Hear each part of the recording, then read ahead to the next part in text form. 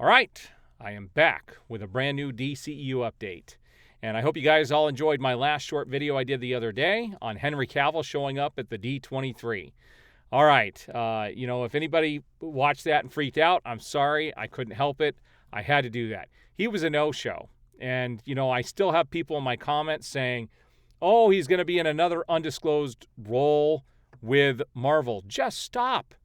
I challenge anybody out there who is now claiming that he's going to Marvel, show us some proof. Show us anything that shows that he's going to Marvel. Anybody talking about this, major insiders who are in the know at Marvel, show us the proof, because it's not happening, because he has a deal to be Superman.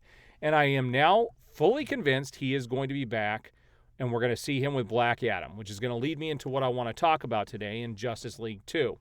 I do believe it's coming a lot sooner than we ever thought it might. And the first thing I want to talk about, though, before I show you what I'm going to show you to back up my theory, is the fact that not Warner Brothers, but HBO Max has been adding some avatars that people can use. And just today, they uploaded a whole bunch that have to do with the Snyderverse. Superman, Henry Cavill is Superman. They brought in, from David Ayer, they brought in the Joker, and they brought in Harley Quinn. They brought in Ray Fisher as Cyborg.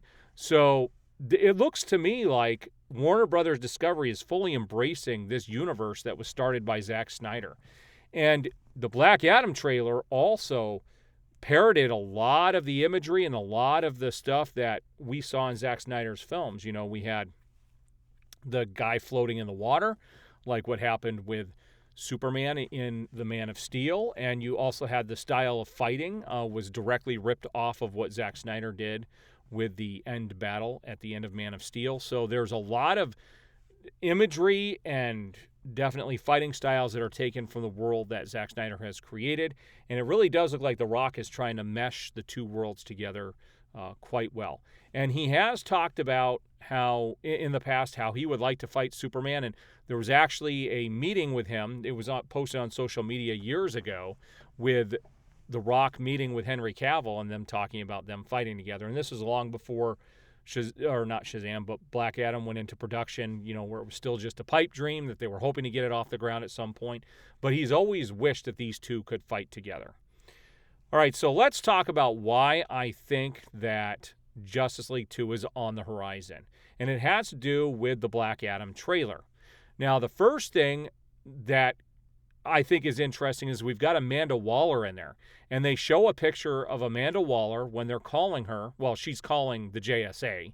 And you can see in the lower right corner, you could see where it says Justice League. Like, she's got a list of a group of people she could call if they need help. And they are definitely on that list. They wouldn't have put that in there because they know fans are going to definitely look at everything and pick it apart. And that was in there.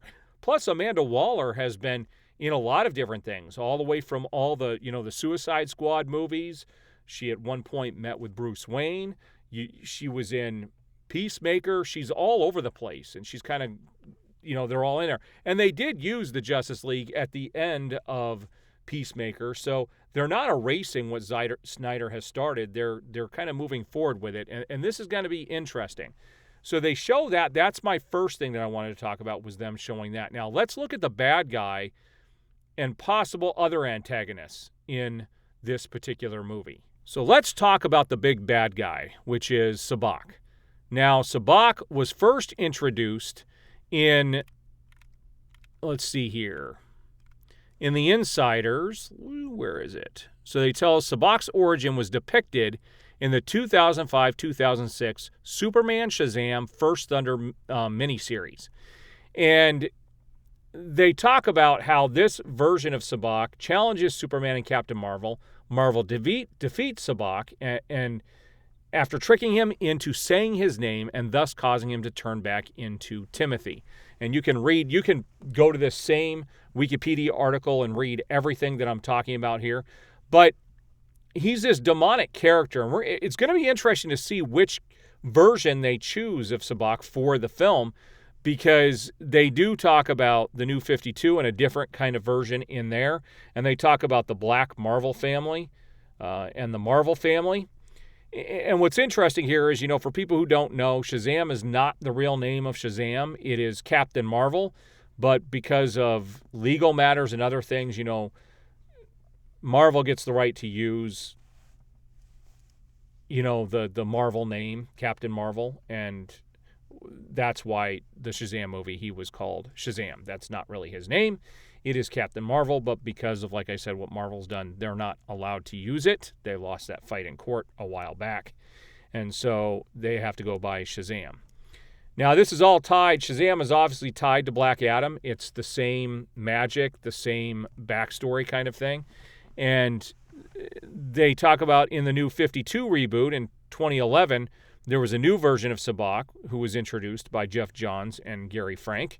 And he was a manifestation of the 7 deadly sins of man who can simultaneously possess a wicked person, who ends up being a rich person who bullies Billy Batson along with his sons and transforms that person into a 50-foot demon that breathes fire. So it's going to be interesting to see which version of this character they're going to introduce, but it kind of surprises me in the first place that they're introducing this character as the main bad guy. Now, I don't think he's the only antagonist, because we also have, and this is the other reason why, and the bigger reason why I think we've got Justice League 2 on the way, is the fact that we're getting to see Intergang. Now, Intergang is directly tied to Darkseid. Intergang is a group of people, and you can see created by Jack Kirby. Intergang first debuted in Superman's pal Jimmy Olsen, number 133. A gang formed by a criminal named Bruno Mannheim, Intergang was quickly outfitted with weaponry from the New Gods, as Darkseid hoped to use them as soldiers in his fight to find the anti-life equation. Well, we know that at the end of Zack Snyder's Justice League, you did have Darkseid say he's getting his team together, not using the boom tube, to send an armada to Earth to do things the old way. Now, this does create some logistical problems, though, because if he could send this gang first, why isn't he here already? Because he found the anti-life equation. So this creates a problem. Now, we don't know how Intergang is going to be depicted in the film just yet. But if it all ties together, and I mean, they have a lot of things that they have to tie together. They're pulling in a lot of history from DC and pulling it into this movie. And we do see Intergang in several different scenes in the film or in the trailer. And it's going to be interesting to see what this is all about. The first time we see them, Black Adam's going after these people. They look like people, but they're Intergang on these sky scooters. And then we see them, what I believe, again, are the people that are putting the guns over this overhang in this beat-up city, destroyed city. And I don't think they're Amanda Waller's people. I don't think they belong to the JSA. I think these are Intergang people. So why is Intergang even in the movie to begin with? Is this how they're going to introduce the New Gods? Or are they going to further the story of Darkseid? And if they do further the story of Darkseid, then I do think Justice League 2 and 3 is going to happen a lot sooner than we all expected it to happen.